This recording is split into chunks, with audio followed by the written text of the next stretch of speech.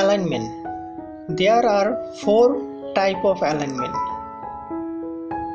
এখানে 4 ধরনের অ্যালাইনমেন্ট আছে। অ্যালাইনমেন্ট বলতে আমরা বুঝতেছি যে middle, left, right, centre, middle, এগুলোকে অ্যালাইনমেন্ট বলে। যেমন এখানে আছে হলো align text left, centre, align text right আর জাস্টিফাই। তো আমরা অ্যালাইন টেক্সট লেফটটাকে দেখি। এখানে যে লেখা হয়েছে কিছু লেখা, সেটা অ্যালাইন টেক্সট লেফটে, অলরেডি লেফটে আছে। যেমন এখানে দেখুন, এই যে লেফটে এটা অ্যাক্টিভ আছে, দেখুন এই সাইডটা অ্যালাইনটা অ্যাক্টিভ আছে, এই জন্য এটা দেখাচ্ছে এখানে লেফটে আছে। তো এটা যদি আমরা মাঝখানে নিতে চাই, তো সেন্টারে নিতে চাই, তাহলে আমাদের এখানে সেন্টার দিতে হবে। দেখুন এখন সেন্টার অ্যাক্টিভ হয়ে গেছে, তো এই লেখাটা সেন্টারে চলে আসছে। সেমভাবে পরের লেখাটা যদি আমরা অ্যালাইন টেক্সট রাইট নিতে চাই, তাহলে রাইটে ক্লিক করব। দেখুন এখানে যখন কার্সর রাখছি, এখানে রাইট অ্যালাইনমেন্টটা অ্যাক্টিভ হয়ে আছে। তো লেফট, রাইট এবং সেন্টারে আনতে হলে আমাদের এই 3টা অ্যালাইনমেন্ট ইউজ করতে হবে। আরেকটা আছে অ্যালাইনমেন্ট, সেটা হলো জাস্টিফাই। আমি যেটা এখানে বলেছি লাস্টে জাস্টিফাইটা হলো, আমি দেখাচ্ছি জাস্টিফাইটা। দেখুন এখানে এই সাইডটা আমাদের লেফট যে অ্যালাইনমেন্ট আছে সেটা হলো সম্পূর্ণ স্ট্রেট আছে, সমান আছে। তো আর আমাদের যে রাইট অ্যালাইনমেন্ট আছে, যেটা আমরা রাইট অ্যালাইনমেন্ট আমরা দেখলাম, সেটা দেখুন এটা এলোমেলো। এখানে একটা লেখা আছে, এখানে একটা লেখা আছে, আবার এইখানে আসছে, এইখানে শেষ হয়েছে, এখানে শেষ হয়েছে। তো এইভাবে এলোমেলো।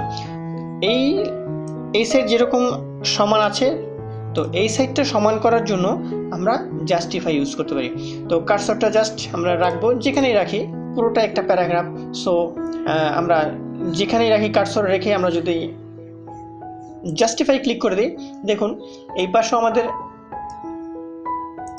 এই সাইডটা আমাদের সমান হয়ে গেছে এবং এই সাইডটাও আমাদের সমান হয়ে গেছে আমাদের এই মার্জিন অনুযায়ী। তো এর জন্য আমরা এই জাস্টিফাই ব্যবহার করে থাকি। লাইন স্পেসিং, এখন আসতেছে line spacing. Space between line is called line spacing. এখানে আমি ভালোভাবে বোঝানোর জন্য আমি দেখাচ্ছি। এখানে দেখুন আমরা যে এটা অ্যালাইনমেন্ট করছি, এখন আমরা নিয়ে আসি স্পেস বিটুইন। এখানে বলা হয়েছে যে space between line is called line spacing, মানে 2 লাইনের মাঝে, এই যে উপরে একটা লাইন আছে, নিচে একটা লাইন আছে, তারপরে একটা লাইন আছে, এভাবে এই 2 লাইনের মধ্যে মাঝের যে স্পেসটা আছে, সেই স্পেসটাকে আমরা লাইন স্পেসিং বলি। সেই লাইন স্পেসিংটা হলো এখানে লাইন স্পেসিং। এখানে আছে হলো 1.0 আছে, 1.15 আছে ডিফল্টভাবে যেটা থাকে, তারপর 1.5 আছে, 2.0, 2.53। তো আমরা যদি 1.5 দিই, দেখুন আমি এইখানে রাখছি, রেখে 1.5 দিচ্ছি, একটু গ্যাপ বেড়েছে। সেমভাবে আমরা যদি 2.0 দিই, আরও গ্যাপ বাড়বে, এবং 2.5 দিই, আর একটু বাড়বে। তো এইভাবে বাড়তে থাকবে, 3 পয়েন্ট পর্যন্ত আমাদের লাস্ট এখানে বাড়বে। তো এইটুকের মধ্যেই আমার সীমাবদ্ধ এইটুক, আর কমাতে চাই 1.0, তো এইটুক কমবে। আমরা যদি এর চেয়েও বেশি কমাতে চাই অথবা বাড়াতে চাই, তাহলে এখানে আরেকটা অপশন আসে, সেটা হলো লাইন স্পেসিং অপশন। এইখানে দেখুন এই অপশনগুলোর মধ্যে এইখানে আছে লাইন স্পেসিং অপশন। এখানে আমরা ক্লিক করব। ক্লিক করে আমাদের বেশি কিছু দেখতে হবে না, জাস্ট এই অংশটুকু আমরা ফলো করব। এই অংশটুকু ফলো করলে আমাদের হয়ে যাবে। দেখুন এখানে লেখা আছে আফটার 10 পিটি। পিটি মানে আমরা পয়েন্ট ধরতে পারি। তো এই পয়েন্টটা আমরা যদি 0 করে দিই, এই নিচের বাটনটা ক্লিক করলে কমবে, উপরের বাটন ক্লিক করলে বাড়বে। তো আমরা নিচের বাটন ক্লিক করব, ক্লিক করে 0 দিব।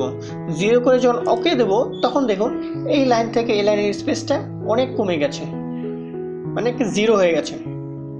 সেমভাবে আমরা যদি এইখান থেকে এটার স্পেসিং আরও বাড়াতে চাই, তাহলে সেম ওয়েতে এখানে যাব, লাইন স্পেসিং অপশনে যাব, এখান থেকে যতটুকু প্রয়োজন আমরা এখান থেকে বাড়াতে পারি। দেখুন অনেক বেড়েছে। তো এই অপশনের মাধ্যমে আমরা আমাদের যে লাইন স্পেসিংটা আছে, আমাদের প্রয়োজন মতো কমাতে বাড়তে পারি এবং প্রয়োজন মতো আমরা সেট করতে পারি।